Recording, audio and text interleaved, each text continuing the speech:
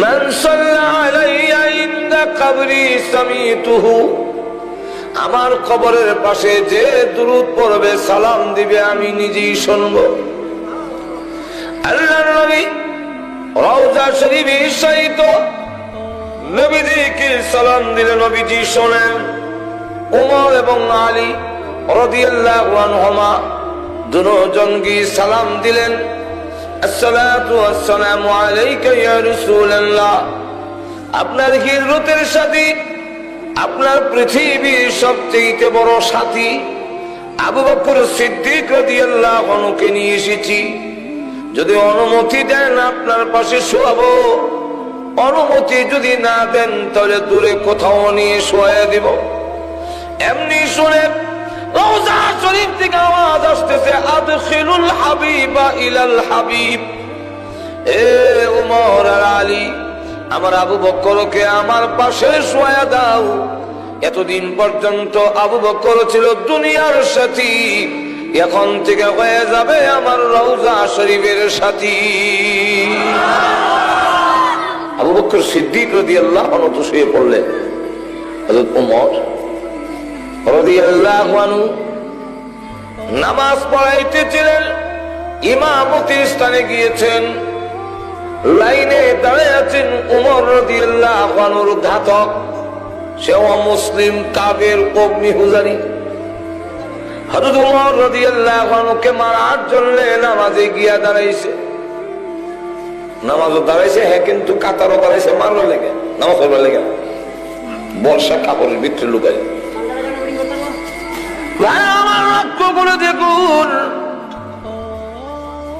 হযরত ওমর রাদিয়াল্লাহু আনহু যখন নামাজে দাঁড়াইলেন,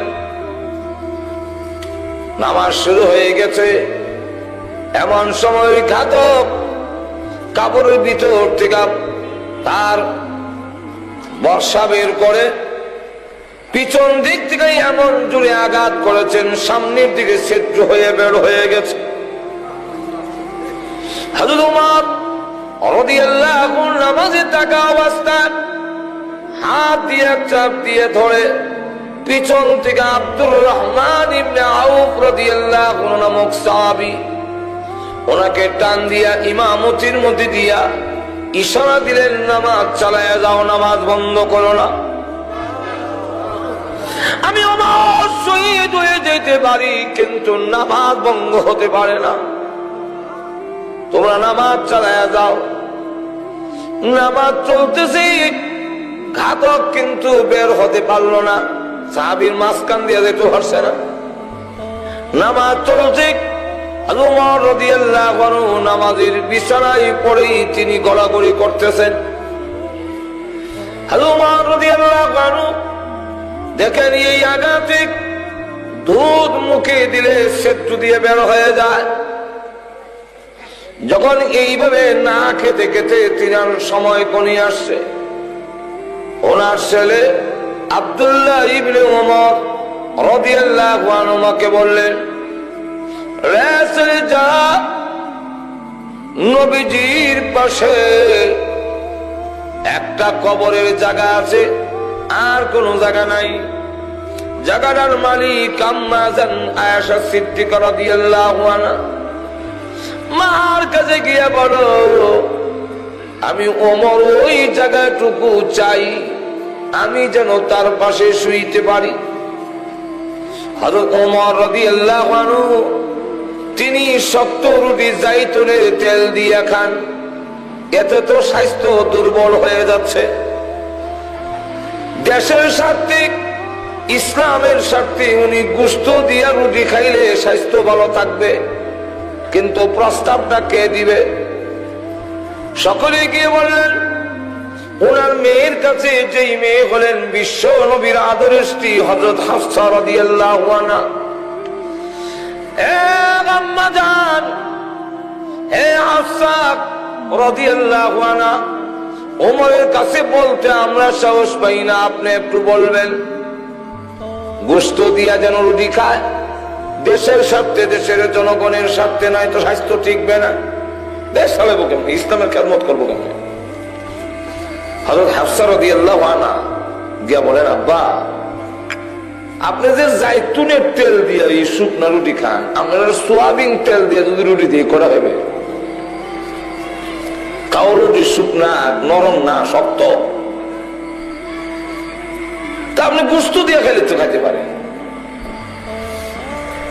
আব্বার কাছে যখন মেয়ে এই প্রস্তাবটা দিল, হযরত ওমর কান্না শুরু করছে।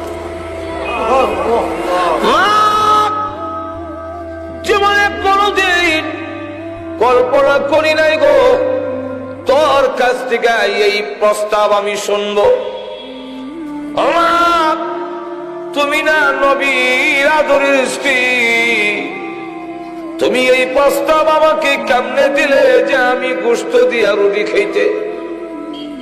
আমি তোমার কাছে জানতে চাই আমার নবী কি খাইতেন। আম্মা যারা হাফসা রাদিয়াল্লাহু আনহা বলেন, আমি নবীজিকে দেখেছি তিনিও শুকনা রুটি জাইতুনের তেল দিয়ে খাইতেন।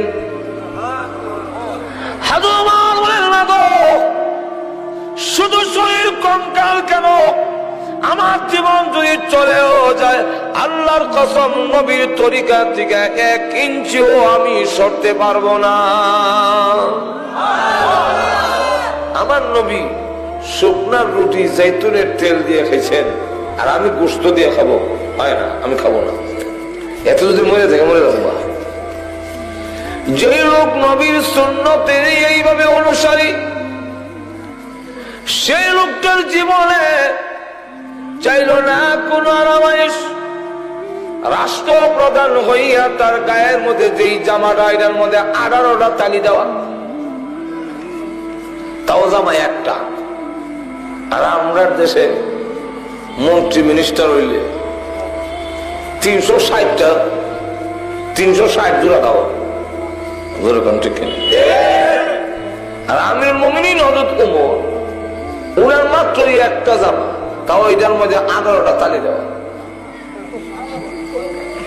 সপ্তাহে একদিন দইয়া দেয়, আর যেদিন পাঞ্জাবিটা দইত দেয় এদিন খালি গায়ে বই থাকে, এটা শুকাইলে গাও দিত। তুই একদিন নিয়ম অনুযায়ী শুক্রবারে তৈরি হয়, এদিন আকাশ মেঘাচ্ছন্ন, রোদ নাই, বিজা জুম্মার আগে শুকাইছে না। আর এই তালির মধ্যে কিছু কিছু তালি হইল কাপড়ের চামড়ার তালি। এই চামড়ার মধ্যে পানি লাগলে না শুকাইলে একটা গন্ধ হয়। তাই বিজা পাঞ্জাবি গাল দিয়া যে নামাজ পড়াইব তো সম্ভব হইতেছে। তাই তিনি একটা চাদর নিচে বিন্দা আর উপরের জায়গাটা খালি, জুম্মার নামাজ পড়াবেন এবং জাতির উদ্দেশ্যে জুম্মার নামাজে ভাষণ দিবেন। গায়ে কোনো কাপড় নাই। যার আঙ্গুলের ইশারায় অর্ধেক পৃথিবী পরিচালিত হয়, যার আঙ্গুলের ইশারায় দুনিয়ার আলো বাতাস পরিচালিত হয়। তুফান আইতেছে, তুফান টর্নেডো দৌড় দিয়ে বেরিয়েছে, যেমনি হয়েছে থাম, জাগাতে মেয়েছে। এখন উমর সামনের দিকে আগায়, হাত দিয়ে ইশারা দিয়ে টর্নেডো ভিজে যাও, টর্নেডো ভিজছে আর উনি আগায় ফিসে নিতে নিতে গিয়া উনি আঙ্গুল দিয়ে ইশারাতে বললেন, ওই পাহাড়ের ভিতর দিয়ে চলে যাও, কোন বস্তিতে তুমি টর্নেডো হামলা করবে না। উনি যেই দিকে আঙ্গুল দিয়ে ইশারা দিলেন সেই দিকে চলে গেল, একটা বস্তিতে টর্নেডো ঝড় তুফান হামলা করল। তো যার আঙ্গুলের ইশারায় টর্নেডো পরিচালিত হয়, নামাজ পড়তেছিলেন, জমিনের মধ্যে ভূমিকম্প আরম্ভ হয়েছে, উনি নামাজের সালাম ফিরে লাড়ি দিয়ে আঘাত করে তোর তো সাহস কম না, তোর পেটের ভিতরে বিশ্ব নবী ঘুমাই দিছেন, তোর পেটের ভিতরে আবু বকর সিদ্দিক শায়িত, আর আমি ওমর নামাজ পড়তেছিলাম লালামাস, আমার যে নামাজের ধ্যান নষ্ট হয়ে গেল। এই যে বন্ধ হোক হয়েছে, আজ পর্যন্ত মদিনার ভূমিকম্প বন্ধ।